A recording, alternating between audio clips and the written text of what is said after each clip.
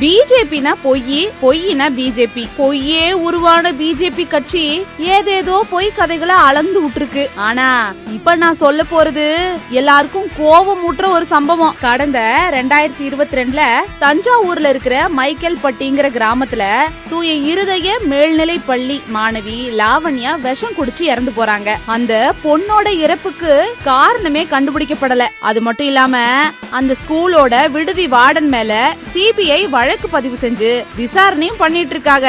ஆனா இப்ப விஷயம் என்னன்னா, அப்போதைய பாஜக மாநில தலைவராய் இருந்த அரசியல் காளான் அண்ணன் அண்ணாமலை அவர்கள் லாவண்யாவோட இறப்ப சாக்கா வச்சு அதுல அரசியல் ஆதாயத்தை அடையலாம்னு பிளான் பண்ணி சில சித்து வித்தைகள் எல்லாம் காட்டினாரு. அதாவது லாவண்யாவோட இறப்புக்கு காரணம் அந்த பள்ளிக்கூடம் தான். அந்த பள்ளி நிர்வாகம் மாணவர்களை மதம் மாற்ற கட்டாயப்படுத்துது.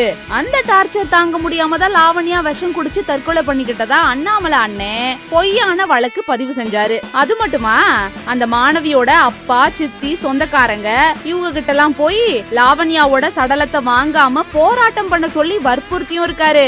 சிபிஐ விசாரணையில மத மாற்றத்தினால லாவண்யா தற்கொலை செஞ்சுக்கல, மத மாற்றமே அந்த ஸ்கூல்ல நடக்கல, இது ஒரு பொய் வழக்குன்னு கண்டுபிடிச்சு மத கலவரத்தை தூண்ட முயற்சி செஞ்ச அண்ணாமலை அண்ணனின் முகத்திரையை கிழிச்சு எரிஞ்சிருக்காங்க.